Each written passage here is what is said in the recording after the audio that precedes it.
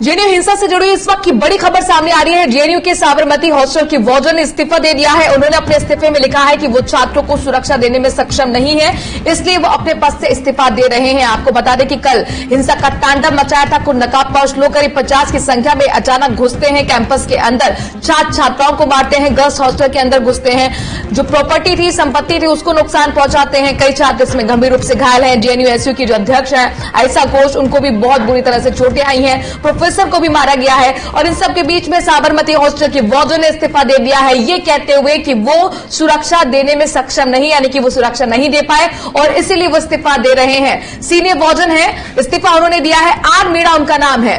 इमरान हमारे संवाददाता इस खबर पर ज्यादा जानकारी के साथ जुड़ गए हैं।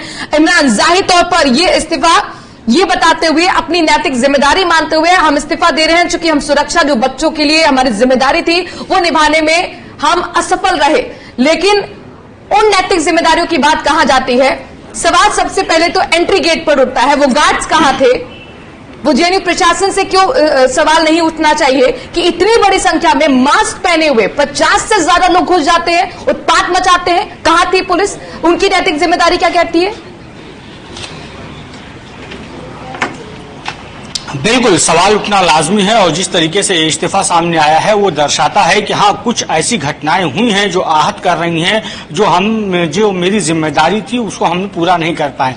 तो इसको ये चीजें दर्शाती हैं और ये सवाल उठ रहे हैं कि इतने नकाबपोश लोग कैसे कैंपस के अंदर घुस गए और वो लोग हिंसा कैसे कर रहे थे, उनके हाथों में रॉड और डंडे कैसे आए। बिल्कुल लाजमी है कि आखिर वो कौन लोग थे और वो जो फुटेज अब जारी की जा रही है दो संगठनों की तरफ से, वो क्या है और कैसे आई, और उस समय लगातार पुलिस को कॉल की जा रही थी, तो पुलिस उस समय क्या कर रही थी। तो ऐसे में सवाल ये है कि गेट से अगर एंट्री किए तो फिर सिक्योरिटी गार्ड क्या कर रहे थे, और वो पहले से अगर अंदर आए तो कहां से आए और कैसे आए।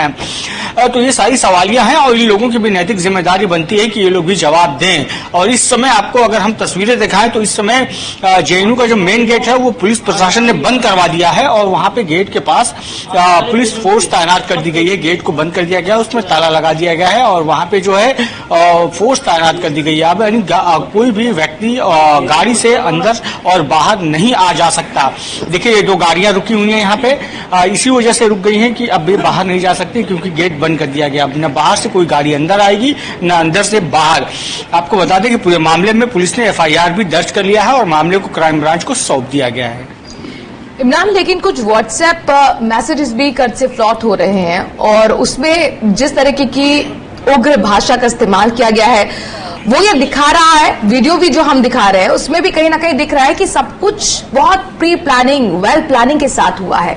तो फिर आखिरकार क्यों फिर ये सवाल ना उठे बिल्कुल कि जेएनयू प्रशासन कहाँ था? क्योंकि आप भी अगर चाहते हैं जेएनयू में एंट्री करना तो आपकी भी पहले पूछताछ होती है और उसके बाद इजाजत आपको जब मिलती है तभी आप एंट्री कर पाते हैं। तो इतनी बड़ी संख्या में ऐसे कैसे लोग चले जाते हैं और फिर निकल भी जाते हैं, पता भी नहीं लगता है। आपको रोकना चाहेंगे क्योंकि अध्यक्ष यहाँ पर जुड़ गए हैं। आपसे मेरा सीधा सीधा सवाल है, क्योंकि यहाँ पर साफ तौर पर छात्रों का कहना है कि जो लेफ्टिस्ट विचारधारा के हैं वो ये कहते हैं, दुर्गेश जी, कि आप लोगों की तरफ से ये सब कुछ किया गया। इन आरोपों पर आपकी प्रतिक्रिया? मैम, अभी एक नया वीडियो अभी आया है, आपने देखा हुआ जिस तरीके से जेएनयू छात्र संघ की अध्यक्षा आयशी घोष उस मॉब को नेतृत्व कर रही हैं, तो आप खुद समझ सकती हैं। और मैं पूछना चाहता हूँ, क्या जिनके पास 100-150 कार्यकर्ता है वो मार कर सकते हैं, जिनके पास हजारों की संख्या में कार्यकर्ता है वो क्या बनाना चाहते हैं? इस कैंपस को नक्सलियों का अड्डा बनाना चाहते हैं क्या? आपकी डेमोक्रेसी यही है क्या? आपका स्पीच एक्सप्रेशन यही है क्या? दुर्गेश जी, आपको आवाज मिल रही है मेरी? लगता है आवाज नहीं पहुंच पा रही है। दुर्गेश, आपको बता दें कि जेएनयू के एबीवीपी के अध्यक्ष हैं और उन पर जो छात्र हैं जेएनयू के, खासतौर से लेफ्टिस्ट विचारधारा वाले, उनका कहना है कि सब कुछ एबीवीपी की तरफ से किया गया था। इमरान हमारे संवाददाता जुड़े हुए हैं। हालांकि ये भी बहुत महत्वपूर्ण होगा इमरान ये समझना कि वो व्हाट्सएप में जिस तरीके की भाषा इस्तेमाल की जा रही है उसमें साफ तौर पर कहा जा रहा है कि इन लोगों को टारगेट किया जाए, यानी कि लेफ्टिस्ट विचारधारा को समर्थन देने वाले। तो फिर इन चीजों को लेकर क्या पुलिस जांच पड़ताल कर रही है या नहीं? आपके पास इसको लेकर क्या जानकारी है? जी, पुलिस सभी पहलुओं को देखते हुए जांच करेगी। पुलिस उन वीडियोस को भी देख रही है और जो अंदर से सीसीटीवी मिले हैं उन सब वीडियोस को पुलिस खंगालने की कोशिश कर रही है। और अभी पुलिस के आला अधिकारी आए थे, सिक्योरिटी के जो यहाँ पे इंचार्ज हैं उनसे मिलकर गए हैं। तो पुलिस, जाहिर सी बात है कि पुलिस सभी तथ्यों को लेकर गई है। और रात में भी जब पुलिस आई थी तो फ्लैग मार्च करते हुए वहां तक भी गई थी। वहां से जो तथ्य उठाए हैं उन सभी को देखेगी। चूंकि शिकायत जिन लोगों ने दर्ज कराई है उन लोगों ने व्हाट्सएप के वो ग्रुप के चैट्स भी दिखाए हैं और जो ग्रुप में किस तरह की भाषा के इस्तेमाल हो रहे हैं और किस तरह से जो चैट्स हैं वो ये दर्शाते हैं कि एक मंशा के तहत इस ग्रुप को बनाया गया। तो इन सबको, इन पहलुओं को जरूर पुलिस देखेगी। और इसी के बाद इसीलिए इस केस को क्राइम ब्रांच को सौंपा गया है कि इस क्राइम के एंगल से क्या क्या घटनाएं हुई उसको वो पूरी तह तक जाकर जो है पुलिस अंजाम तक पहुंच पाए। और अभी किस तरीके का माहौल है वहां पर? क्या टेंशन है, छात्र डरे हुए हैं या वो हॉस्टल खाली कर रहे हैं?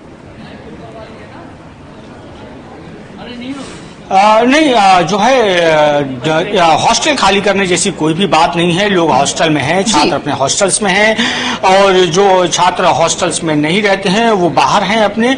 लेकिन ये है कि गेट्स को बंद कर दिए गए हैं, सभी गेट पे पुलिस तैनात कर दिए गए हैं। कोई किसी भी तरह की व्हीकल कैंपस के अंदर अब नहीं आ सकती। इमरान, नजर बनाए रखिएगा, आगे आपसे अपडेट्स लेते रहेंगे। लेकिन बहुत बड़ा सवाल है कि इतनी बड़ी यूनिवर्सिटी, नामी यूनिवर्सिटी जेएनयू, वहां पर छात्र छात्राएं अगर अपना प्रोटेस्ट कर रहे हैं शांति के साथ 70 दिनों से, तो अचानक वहां पे क्यों लोग वहां पहुंचते हैं? और सबसे बड़ा सवाल, कोई भी यूनिवर्सिटी हो, कोई कैसे वहां पर नकाबपोश पहुंच सकता है, गुंडे पहुंच सकते हैं और इतना उत्पात मचा सकते हैं? क्या छात्र सुरक्षित नहीं है यूनिवर्सिटी के अंदर? एक छोटे से ब्रेक के लिए यहां पर रुक रहे हैं, जल्द हाजिर होते हैं।